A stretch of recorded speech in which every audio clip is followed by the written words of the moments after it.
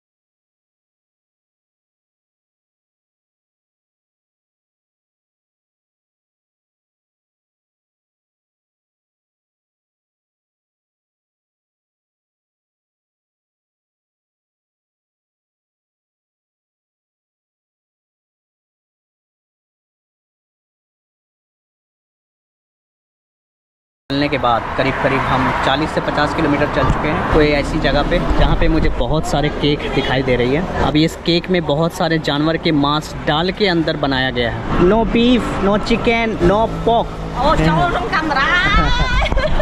सब शर्माती है। रुको रुको डील करता हूँ अभी। इडली स्वीट, ओके, मीठा है। और यहाँ पे गांव में इस तरह के बना के लोग बेचते हैं। इसके सिवा और कोई ऑप्शन नहीं है क्योंकि 7-Eleven नहीं है, पीटीटी स्टेशन नहीं है, यहाँ पे कहीं नहीं है। तो इस तरह से आपको ख़रीद के खाना पड़ेगा। मैं इससे बार बार वेरिफिकेशन करा रहा हूँ कि अंदर कोई मांस है या नहीं है किसी जानवर का, तो बता दो। इसकी कीमत है 1000 रियाल। Okay okay. क्या थोड़ा सा जग सकता? By 1000। Okay okay, I understand. कोई पी कौन रही है?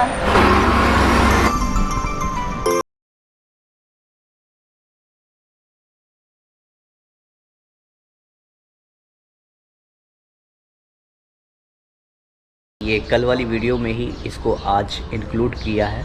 ये हमारा कंबोडिया का आखिरी बुद्धिस्ट टेम्पल है, आखिरी गांव है। इस गांव का नाम ये रहा, इसका नाम कुछ ऐसा है। यहाँ पे एक पलंग था, चौकी, यहीं पर मैंने अपना टेंट लगाया। अब सबको समेटता हूँ और आगे बढ़ता हूँ। Okay sir, thank you.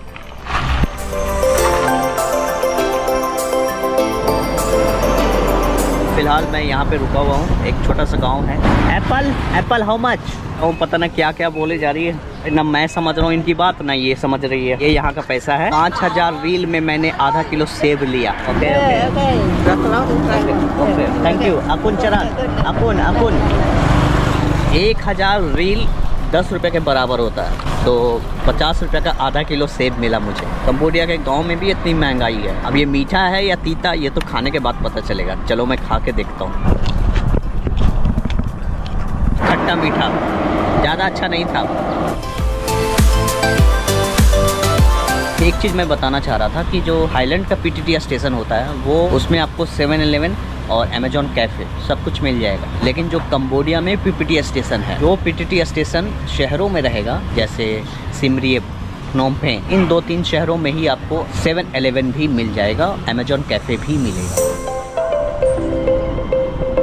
कि कंबोडिया की जो लड़कियां होती है या कंबोडिया की जो औरतें होती हैं, वो गर्मी में भी स्वेटर, जैकेट, मोजा सब पहनती है। आप कंबोडिया के बारे में जानते हैं तो कृपया कमेंट करके बताइए कि ऐसा क्यों करती है यहाँ की महिलाएं। बॉर्डर पहुँचने में बहुत टाइम है। मैंने केला ले लिया, 2000 रील, हाँ 2000 रील। यहाँ पे केला तौल के मिलता है, दर्जन के हिसाब से नहीं मिलता। तो ये फल का दुकान था, थोड़ा सा पानी फ्री में दिया।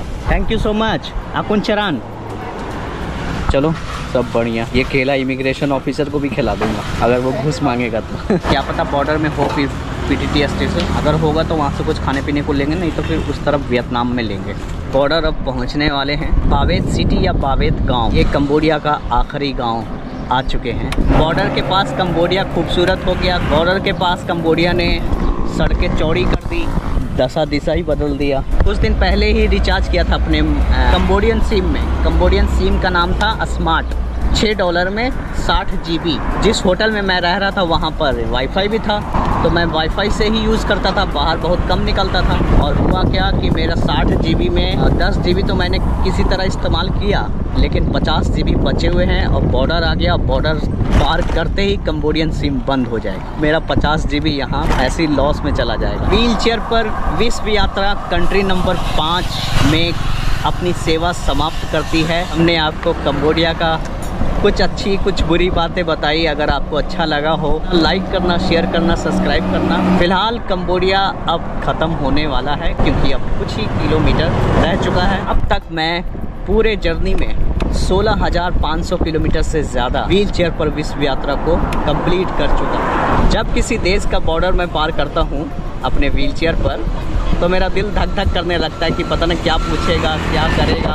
हालांकि मेरे पास सारे डॉक्यूमेंट्स हैं। अकॉर्डिंग टू लॉ तो कुछ पूछना नहीं चाहिए मुझसे। अगर इन देशों के इमिग्रेशन ऑफिसर बहुत ही बदमाश होते हैं, बहुत हरामी होते हैं, खास करके हम जैसे भारतीयों के लिए तो बिल्कुल। लेकिन भारत के लोगों को इमिग्रेशन ऑफिसर्स बहुत तंग करते हैं। हम आपको एक और सूचना देना चाहते हैं कि बॉर्डर पर दलाल बहुत रहते हैं।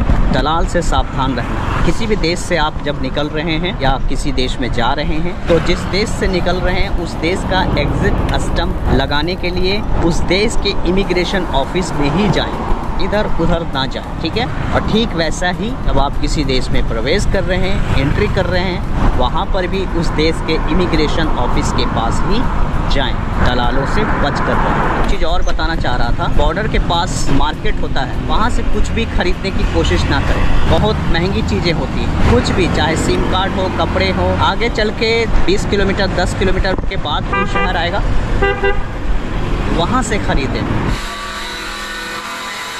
यानी कंबोडिया थाईलैंड के पोईपेत और कंबोडिया वियतनाम के बावेत में आपको इंडियन रेस्टोरेंट मिल जाएगा। तो अभी मैंने यहाँ पे 2 आलू के पराठे खाए, एक पैक करा लिया। ऑर्डर ठीक सामने ही है, नज़र आ रहा है मुझे। इस बॉर्डर का नाम है कंबोडिया की तरफ बावेत और उस तरफ नाम है मोक बाई। अब कैमरे को रखता हूँ बैग के अंदर, नहीं तो यहाँ पे इमिग्रेशन ऑफिसर कहेगा ये क्या है, ये क्या है। मिलते हैं अब उस तरफ, सामने एक मंदिर तरह दिख रही है, वही बॉर्डर है।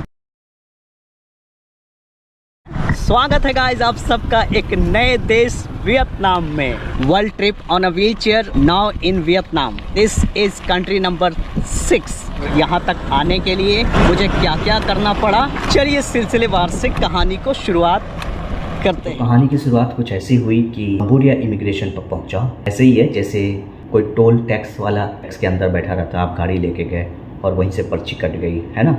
तो वैसे ही था बैठा हुआ। तो मैं जा रहा था कि जो पुलिस थे उन्होंने रोका मुझे, रोक के मुझसे पासपोर्ट मांगा। तो पासपोर्ट मांगा तो मैंने पासपोर्ट दिया। 3 ऑफिसर बैठे थे 3 तरह से ऐसे, एक लेफ़्ट, एक राइट, एक मिडिल पॉइंट में। तो आपको कहाँ पर जाना है ये सुन लीजिए। आपको जाना है बीच वाले में, क्योंकि बीच वाला ईमानदार है और इधर वाला बेईमान है। तो मैं बीच वाला में गया, कंबोडिया की तरफ। पासपोर्ट मांगा, मैंने पासपोर्ट दिया। वियतनाम का वीज़ा दो, तो मैंने वीज़ा भी दिया। पासपोर्ट, वीज़ा और मेरा फेस तीनों को देख रहा था वो। देखते देखते चेक किया, फिर उसने बोला ओके गुड। उसने मेरी तस्वीर ली, मेरे बोर्ड का, मेरे व्हीलचेयर का, मेरे झंडे का और पूरे ओवरऑल सभी सामान का। बोला कि यू कैन गो। उधर गया वियतनाम की तरफ। तो वियतनाम इमिग्रेशन वो अंदर की तरफ है, तो वहाँ पे आपको अपने व्हीलचेयर से ऊपर चढ़ के जाना होगा। रैंप बना हुआ है, रैंप के साथ जा सकते हैं। मैं ऊपर गया।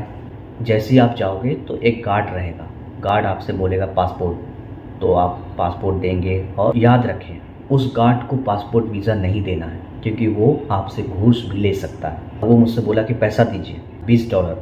तो हमने पैसा किस बात का, हमने फ़ौरन उससे अपना पासपोर्ट और वीज़ा दोनों छीन लिया। छीन के हम सीधा गए इमिग्रेशन ऑफिसर के पास। तो अंदर गए, इमिग्रेशन ऑफिसर, लाइन लगी रहेगी तो आप समझ जाना कि यही इमिग्रेशन ऑफिसर। लाइन के पीछे खड़े हो गए हम और ये लेके खड़े हो गए। लाइन लगते लगते लगते आधा घंटा हो गया, तब मेरा नंबर आया कि आप विकलांग हैं तो आपको जल्दी हो जाएगा। ऐसा कुछ नहीं है। इन देशों में विकलांगता का मतलब कोई कुछ नहीं समझता। देशों में एक एज ए नॉर्मल ही पर्सन समझो अपने आप को। वहाँ गए, उसने देखा, उसको समझ नहीं आया तो उसने फिर दूसरे को ट्रांसफ़र किया, मेरा वाला। एक तो इधर के लोगों को ना, इधर के इमिग्रेशन ऑफिसर को इंग्लिश भी नहीं आती। आप इंग्लिश भी बोलोगे भी तो वो कुछ समझ नहीं पाएगा। ट्रांसफ़र किया, उसने देखा, मुझे देखा, फॉर्म को देखा और उसने सोचा कि मैं इससे घूस लूँ। ये लोग घूसखोर होते हैं वियतनाम वाले, इतना याद रखना, बहुत घूसखोर होते हैं। जो गार्ड था ना मेरा, जो जिससे मैंने छीना, वो क्या कर रहा हूँ, मैं उसको देख रहा हूँ तो वो और बंदे को पकड़ रहा है और बंदे से पैसे लेके इमिग्रेशन ऑफिसर को दे रहा। दिन दहाड़े हो रहा भाई घुसखोरी, दिन दहाड़े घुसखोरी। हाँ, वो मुझे देख रहा है, मैं उसको देख रहा हूँ, गार्ड को देख रहा हूँ। बड़ा कॉम्प्लिकेटेड था। अंत में उन्होंने बोला, आधा घंटा बैठा के रखा, गुड गो। मुझसे फिर 1 रुपया भी पैसा नहीं लिया। तो दोनों तरफ मुझे कोई पैसे नहीं लगे हैं। अब वीडियो को यहाँ से कंटिन्यू देखिए। मैंने तो बॉर्डर पार कर लिया साथ फ्रांस से। Hello. और तो इन्होंने भी पार किया, मेरे साथ ही लाइन में लगे हुए थे ये भी। Go to India. Yeah, we should. Yeah. Maybe one day. Symbol of love, Taj Mahal. Oh, nice. Yeah. Taj Mahal. मैंने इंडिया जाने की दावत दे दी। So you say something? We are really happy to have met you. Yeah. And your travel is an amazing one, and we really hope you're the best. Are you going to Ho Chi Minh? Yeah, but we don't know how. We have a little paper with written ocean in here, Okay. so we'll try to find a car that goes Oh, there. hitchhiking? Yeah, hitchhiking. Okay. Merci beaucoup. Merci beaucoup. Cambodian तरफ कितना बड़ा बाजार था, इधर कुछ भी बाजार नहीं है, एकदम सन्नाटा है। हालांकि यहाँ पे जो बाजार है ना, वो आगे चल के मिलेगा शायद। यहाँ से 7 किलोमीटर दूर वो एक टाउन है, वहाँ पर सिम लेना पड़ेगा यहाँ का लोकल। और सिम कितने का पड़ेगा, क्या कुछ होगा, सब कुछ सारी जानकारी इसी वीडियो में देंगे। आप इस वीडियो को अंत तक ज़रूर देखिए। दुनिया के किसी भी देश में जाएं, भारत माता के साथ ही चलते हैं। देश बदल जाता हो लेकिन हम अपना फ्लैग नहीं बदलते। बहुत सारे लोगों ने मुझे इस फ्लैग को लेकर एक बड़ी कंट्रोवर्सी बात कही है कि भैया ये फ्लैग हटा दो, लड़ाई हो जाएगी, या फिर जिस देश में जा रहे हो उस देश का फ्लैग लगाओ। हमने बोला कुछ नहीं होगा, एक मच्छर भी नहीं मारेगा। हम जब किसी का नुकसान करेंगे तभी तो मेरा कोई नुकसान करेगा। हम जब शराफत के साथ चल रहे हैं तो सब चलेगा, और हुआ भी वही। अब तक मैंने 5 देश इसी झंडे के साथ ख़त्म कर दिए।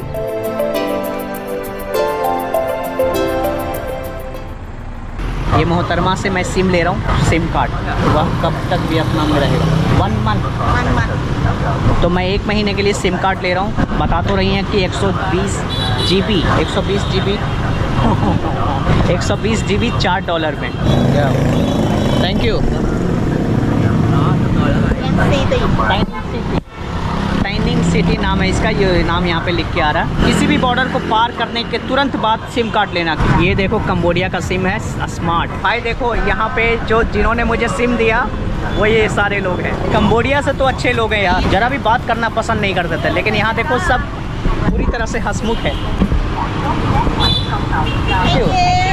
Thank you. तो भाई इस छोटे से बंदे ने कन्वर्सेशन करके मुझे जगह अलॉट करवाया। फिर कोई जानवर बंधता है, यहीं पर आज मैं टेंट लगाऊंगा। वियतनाम में बुद्धिस्ट टेम्पल है, ये सामने ही है बुद्धिस्ट टेम्पल, लेकिन ये कुछ दूसरे टाइप का बुद्धिस्ट टेम्पल है। चर्च वाला माहौल है, चर्च जैसा घंटी बजता है और सब कुछ वैसा ही है। ये दोनों का शुक्रिया, क्योंकि इन्हीं दोनों ने गूगल ट्रांसलेट से उनको समझाया, जो यहाँ के ऑनर थे।